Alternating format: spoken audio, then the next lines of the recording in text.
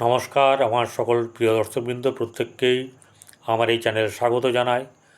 প্রত্যেকেই নিশ্চয়ই শ্রী শ্রী পদ্মাবতী মায়ের কৃপায় ভালো আছেন এবং ভালো থাকবেন। প্রত্যেককে শুভেচ্ছা জানাই। প্রত্যেক দিনের মতন দৈনিক রাশিফল নিয়ে বা আজকের দিন কেমন যাবে তা নিয়ে আপনাদের সামনে আমি পরিতোষ দিয়ে উপস্থিত হয়েছি। তো রাশির কোথায় কোন গ্রহটি বসে আছে বা কোন গ্রহ অবস্থান করছে সেটা বলার আগে বলে দিই, সবচেয়ে ইম্পর্ট্যান্ট বা গুরুত্বপূর্ণ সেটা হচ্ছে রাহু কাল। দিনের মধ্যে বেশ কিছু সময় আছে যে সময়ে কোনো শুভ কার্য করা উচিত নয়। তার মধ্যে একটি হলো অন্যতম রাহু কাল। তো এই রাহুকাল সময়ে কোনো শুভ কার্য করা উচিত নয় বলে জ্যোতিষ মত দিয়ে থাকে। এই রাহুকালটা হচ্ছে 4:30 থেকে 6টা পর্যন্ত। যদি একান্তই আপনাদেরকে এই সময়ে কোনো ধরনের শুভ কার্য করতে হয় বাধ্য, তখন আপনারা একটু গুড় মুখে দিয়ে বা জল মুখে দেবেন গুড় মুখে দিয়ে, অথবা আপনারা একটু দই মুখে দেবেন, দিয়ে যাত্রা করবেন, তাতে ভালো হবে। এবারে চলে আসি কোন রাশিতে কোন গ্রহ অবস্থান করছে। মেষ রাশিতে চন্দ্র অবস্থান করছে এবং মেষ রাশি থেকে ভরণী নক্ষত্রে অবস্থান করছে। আর যেটা হচ্ছে গিয়ে বৃষ রাশিতে অবস্থান করছে হচ্ছে বৃহস্পতি এবং মঙ্গল, সিংহে রবি এবং বক্রী বুধ, কন্যায় কেতু এবং সঙ্গে আগত নতুনভাবে শুক্র। এরপরে একদম কুম্ভ রাশিতে শনি বক্রী হয়ে আছে, রাহু বসে আছে মীন রাশিতে। তাহলে তুলা থেকে মীন কেমন যাবে দিন, শুরু করে দিই তুলা রাশি। বলার আগে বলি, যারা সাবস্ক্রাইব এখনও করেননি, করব মনে করছেন, যদি মনে করেন যে করব তাহলে করবেন, অর্থাৎ সাবস্ক্রাইব করে পাশে থাকা বেল আইকন ক্লিক করে দেবেন, তাতে আপনার কাছে নোটিফিকেশনটা চলে যাবে। আর যাদের মনে হবে যে করব না, বলার কিছু নেই, ভালো থাকবেন, শুনবেন। সেটা হচ্ছে গিয়ে তুলা রাশি। তুলা রাশিতে হচ্ছে গিয়ে আপনার শুক্রের ঘর, সেই শুক্র বসে আছে তার দ্বাদশে। তাহলে কীরকম হবে, তার শারীরিক দিকটা ভালো যাবে না। তাহলে প্রথম থেকে যদি রবি থেকে আরম্ভ করি, প্রত্যেকটি জিনিসে যদি বিচার করি এরকম করে, যে তার রবিটা হচ্ছে একাদশভাবে, তাহলে একাদশভাবে যদি রবি থাকে তাহলে তার পক্ষে কিন্তু সফলদায়ক হওয়ার কথা। কিন্তু কেন হবে না, কারণ রবির সঙ্গে শুক্রের সম্পর্ক ভালো না। যা পাবে সেটা কিন্তু মানে মনোমতন পাবে না, পুরোটা পাবে না। চন্দ্র সপ্তমে বসে আছে, সে হচ্ছে দশম ভাবের কারক, সপ্তমে বসে আছে। সপ্তমে বসে থাকার কারণের জন্যে কি হয়েছে না, এই ঘরে সাধারণত চন্দ্র বেশ একটু মেজাজি হয়। এবং আরও একটা ব্যাপার হচ্ছে যে কর্মপতি যেহেতু এখানে বসে, সেহেতু কর্মের ব্যাপারে যদি তো কিছু দেওয়ার দরকার, সেই ব্যাপারে কিন্তু কোনো কিছু এই মুহূর্তে দেবে না। কারণ হচ্ছে যে চন্দ্র এমনিতেই মানে অস্থির, জল তো অস্থির, তাই কোনোভাবে স্থায়ী কিছু এই সময় দেবে না। এবারে যদি মঙ্গলের কথা ধরা হয়, মঙ্গল হচ্ছে গিয়ে সপ্তমপতি, সে দশমে এই অষ্টমে। তাহলে অষ্টম হচ্ছে মারক স্থান। তাহলে এখানে কোনো ব্যবসা যদি করা হয় তাহলে ব্যবসা কিন্তু করতে দেবে না, মানে করা হবে, নতুনভাবে কোনো ব্যবসা কিন্তু হবে না এই সময়ে। বিশেষ করে তুলা রাশির ব্যবসার ক্ষেত্রে কিন্তু খুব একটা কোনো আশা ব্যঞ্জক কিছু নেই। তাহলে এক এক করে এরকম করে ভেঙে বোঝালে কে না বুঝবে বলুন। বুধ, শুক্রের পক্ষে বুধ কিন্তু খুব ভালো, নবমপতি এবং দ্বাদশপতি। সে বসে আছে কোথায়, একাদশে। কিন্তু একাদশে বক্রী অবস্থায় বসে আছে। যার ঘরে বসে আছে তার সঙ্গে শুক্রের শত্রুতা থাকলেও এখান থেকে কিছু ফল পাওয়ার যে ব্যাপার, সেটা কিন্তু কিছু না কিছু সে পাবে।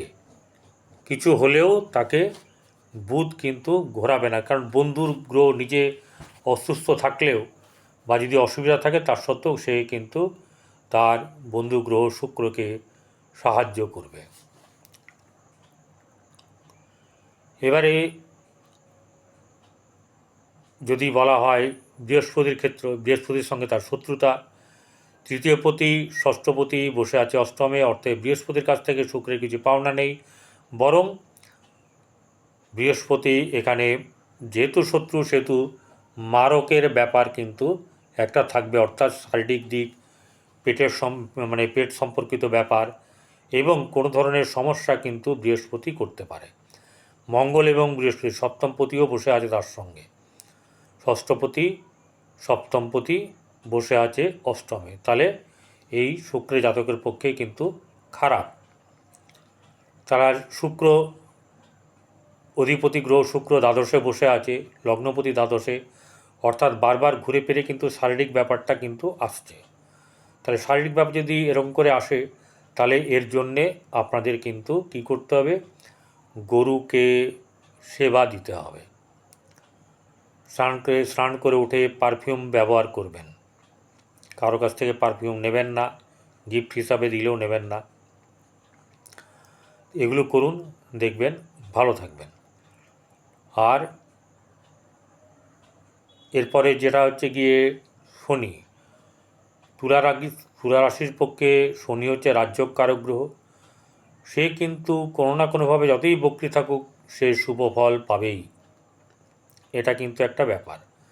কোনো না কোনোভাবে সম্পূর্ণ না হলেও তুলা রাশি কিন্তু শুভ ফল পাবে।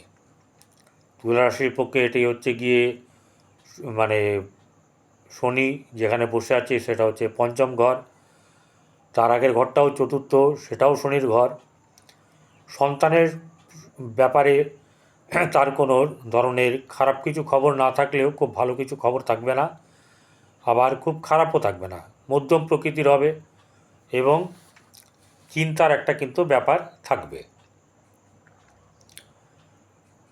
এবারে সপ্তম জায়গাটায় যেরকম চন্দ্র বসে আছে সেই জায়গাটার কিন্তু অর্থাৎ যে বৈবাহিক জীবন সেখানে কিন্তু ভালো নেই। ষষ্ঠে রাহু বসে থাকার কারণে যিনি প্রতিষ্ঠার ব্যাপার দেবে না, দ্বাদশে কেতু বসে আছে, সেক্ষেত্রে কিছু তীর্থ ভ্রমণ কিছু ব্যাপার, এবং সবচেয়ে বড় কথা হচ্ছে তুলা রাশির যে মানে আপনার অধিকর্তা বা যে এই ঘরের যে মালিক সে কিন্তু বসে আছে তার দ্বাদশে এবং বসে আছে কেতুর সঙ্গে। কেতু হচ্ছে গুপ্ত জিনিসের কারক, দ্বাদশ ভাব হচ্ছে গিয়ে বেড কমফোর্টের জায়গা, সেই জায়গাটাতে কিন্তু অন্যরকম কিছু ব্যাপার ঘটনা ঘটার একটা ব্যাপার হওয়ার সম্ভাবনা আছে। তবে এক্ষেত্রে বলি সবার হবে এরকম ব্যাপারটা নয়, যার ভালো ছক, যার যে সাত্ত্বিক, যার জন্মছক, যে মানুষটা সাত্ত্বিক তার কিন্তু চট করে হবে না খারাপ কিছু, কিন্তু যারা একটু বেমতলবী, যাদের কাছে যাদের মানে নিয়ন্ত্রণ নিজের কাছে নেই তাদের কিন্তু খারাপ হওয়ার সম্ভাবনা আছে, বি কেয়ারফুল। চলে আসি বৃশ্চিক রাশি। বৃশ্চিক রাশির জাতক জাতিকাদের সব মানে লগ্ন সব রাশিপতি বসে আছে সপ্তমে এবং সেখানে দৃষ্টির ব্যাপার আছে বৃহস্পতিকে নিয়ে, তাই শারীরিক ব্যাপারের দিক থেকে কিন্তু খুব একটা ভালো মানে নেই না, অনেকটাই ভালো আছে। তবে যেটা খারাপ সেটা হচ্ছে পেট সংক্রান্ত ব্যাপারে গণ্ডগোল থাকবে। তো এই লগ্নপতি সপ্তমে বসে থাকা একদিকে ভালো, কিন্তু বৃহস্পতি ওখানে বসে থাকার কারণের জন্যে সাংসারিক জীবনে কিন্তু খুব একটা ভালো কিছু দেবে না। তার ব্যবসায়িক দিক, দ্বিতীয় হচ্ছে তার বৃহস্পতি ঘর, সেই বৃহস্পতি সপ্তমে বসে আছে, তাহলে আর্থিক ব্যাপারের দিক থেকে কিন্তু তার ভালো হবে। ব্যবসা হবে কি, ব্যবসার ঘরেও তো বসে আছে মঙ্গল এবং কে বসে আছে, বৃহস্পতি। কোথায় বসে আছে, সপ্তমে। বৃহস্পতি এখানে পঞ্চমপতি, এই ষষ্ঠপতি এবং সপ্তমপতি। সপ্তমপতিকে শুক্র, সে বসে আছে একাদশে, ওই ঘরের যে মালিক তাহলে এই যে গ্রহগুলোর কম্বিনেশন, অর্থাৎ বৃশ্চিক রাশির পক্ষে হচ্ছে ধনু হচ্ছে দ্বিতীয়, পঞ্চম হচ্ছে বৃহস্পতি, ষষ্ঠ হচ্ছে শুক্র। তাহলে এই ঘরের মালিক সেখানে বসে আছে কোথায়? তার সপ্তমে। তাহলে সেখানে কিছু ভালো ফল দেবে, কিছু খারাপ ফলও দেবে, এবং শারীরিক দিক থেকে কিন্তু ওই পেট সংক্রান্ত সমস্যার ব্যাপারটা দেবে। কর্মের ব্যাপারের এই জায়গাটা হচ্ছে গিয়ে শনি হচ্ছে কর্মাধিপতি, কিন্তু সে বক্রী অবস্থায় বসে আছে বৃহস্পতি এই বৃশ্চিক রাশি থেকে চতুর্থে, আর তার দশম ঘরটা হচ্ছে গিয়ে সিংহ। তাহলে এই সিংহের জায়গাটা হচ্ছে গিয়ে তার খুব কি ভালো? অবশ্যই করে ভালো, অবশ্যই করে ভালো। কেন ভালো? না, তার বন্ধুর ঘর, বন্ধুর গৃহে বসে আছে, তাহলে কর্মক্ষেত্রে কিছু না কিছু সুফল পাওয়ার সম্ভাবনা আছে। কিন্তু এখানে অপোজিট দৃষ্টিতে শনি বসে আছে অপোজিট ঘরে, সেই শনির দৃষ্টি কিন্তু তার উপরে আছে। অতএব যতটা খারাপ হওয়ার হবে না, যতটা ভালো ভাববেন ততটা ভালো হবে না। এক্ষেত্রে কিছু না কিছু সমস্যার সঙ্গে ব্যাপারটা ঘটবে। সন্তানের ক্ষেত্রে জায়গায় বসে আছে হচ্ছে রাহু মিনে, সেটা যেমন ভালো না, তাকে নিয়ে চিন্তা, তেমনি এই জাতকের প্রেম নিয়েও কিন্তু চিন্তা হবে। এই জাতকের ভাগ্যভাবের অধিপতি হচ্ছে চন্দ্র, সে বসে আছে কোথায়? ষষ্ঠভাবে। তার ষষ্ঠভাবে বসে থাকলে কি, ষষ্ঠ এবং ভাগ্য যদি থাকে তাহলে তারকে কিন্তু কর্ম দেওয়ার, প্রতিষ্ঠা দেওয়ার, ভাগ্য ভালো হওয়ার মতন কোনো সুযোগ এনে দেবে। কিন্তু একটু মনে রাখতে হবে, এটি কিন্তু চন্দ্র, অর্থাৎ দীর্ঘস্থায়ী কোনো কিছু হবে না, একটু ঘুরে ঘুরে কাজ, এরকম ধরনের যদি কোনো কিছু হয় সেই কাজে আপনাদের সাফল্য আসবে। আর প্রেমের ক্ষেত্রে ভালো না, সন্তানের ক্ষেত্রে কিন্তু মোটেই ভালো না, আর দাম্পত্য জীবনে কিন্তু সুখের সময় নয়, বরং ঝুট ঝামেলা, নানা রকম ধরনের অশান্তি ইঙ্গিত কিন্তু এই বর্তমান গোচর ফল দিচ্ছে। সেই ব্যাপারে আপনাদের সাবধানতা অবলম্বন করতে হবে। চলে আসি এবারে ধনুরাশিতে। ধনুরাশির অধিপতি শুক্র ষষ্ঠে বসে আছে মঙ্গলের সঙ্গে, বন্ধুর সঙ্গে, কিন্তু গৃহটা তার শত্রু গৃহ। তাহলে এই জায়গাটাতে খুব একটা ভালো ফল সে পাবে না, বিশেষ করে শারীরিক দিক থেকে। শরীর যদি কারোর খারাপ থাকে তাহলে মনও কিন্তু খারাপ থাকবে। মন যখন চলেই এলো তখন চন্দ্র, এই ঘরের অষ্টম জায়গাটা হচ্ছে চন্দ্র, সেই চন্দ্র বসে আছে হচ্ছে পঞ্চমে। পঞ্চম হচ্ছে প্রেমের জায়গা, সন্তানের জায়গা, এক্সট্রাঅর্ডিনারি মানে পড়াশোনার ক্ষেত্র, সব কিছুর ব্যাপারগুলো এখানে অনেক কিছু লুকিয়ে আছে, আকর্ষণ ক্ষমতা। তো সেই জায়গাতে কিন্তু একটু ঢিলে নড়বড়ে আছে, কারণ ওই ঘরের অধিপতি কিন্তু তার ঘরে, পরের ঘরে বসে। অতএব কোনোরকমভাবেও শুভ ফল পাওয়ার সম্ভাবনা কিন্তু নেই, বিশেষ করে শারীরিক এবং মানসিক দিক থেকে। এই দুটোই যদি গণ্ডগোলের ব্যাপার হয় তাহলে বাদবাকি সাইকেলের মতন করে সব পড়ে যাবে। একটা সাইকেল পড়বে, দুটো সাইকেল পড়বে, সব পড়ে যাবে বাদবাকি সাইকেলগুলো, এরকম একটা ব্যাপার। আর্থিক দিক মোটামুটি শুভ, কিন্তু ব্যবসার ক্ষেত্রে মোটেই শুভ নয়। কর্মক্ষেত্রে কিছু না কিছু গণ্ডগোল থাকবেই, অর্থাৎ সম্পূর্ণ মানে কর্মর ব্যাপার নিয়ে সন্দিহান, ছক বলছে যে কোনো কর্ম কিন্তু ঠিকভাবে হবে না। ব্যবসা কর্ম দুটোই গণ্ডগোল হয়ে গেল এখানে। তাহলে কি হবে এবারে? সন্তানের ব্যাপারে এখান থেকে কিন্তু ভালো না, সন্তানের ক্ষেত্রে মোটেই ভালো না। এটার হচ্ছে গিয়ে ব্যাপার, সন্তান জিনিস যে আছে তাকে নিয়ে একটুখানি চিন্তা থাকবে। আর যেটা হচ্ছে গিয়ে আপনার প্রেম সম্পর্কিত ব্যাপার, সেই ব্যাপারটা কিন্তু খুব একটা সুখের নয়, বরঞ্চ আরও একটা খারাপ, সেটা হচ্ছে যে দাম্পত্য জীবন। এবারে চলে আসি হচ্ছে মকর রাশি।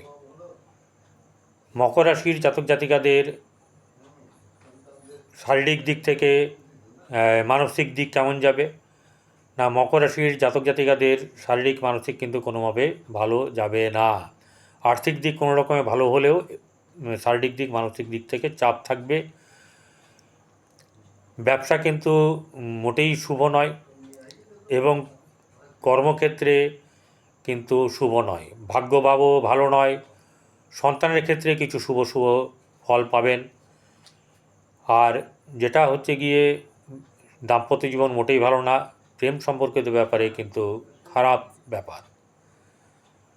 চলে আসি এবারে কুম্ভ রাশি।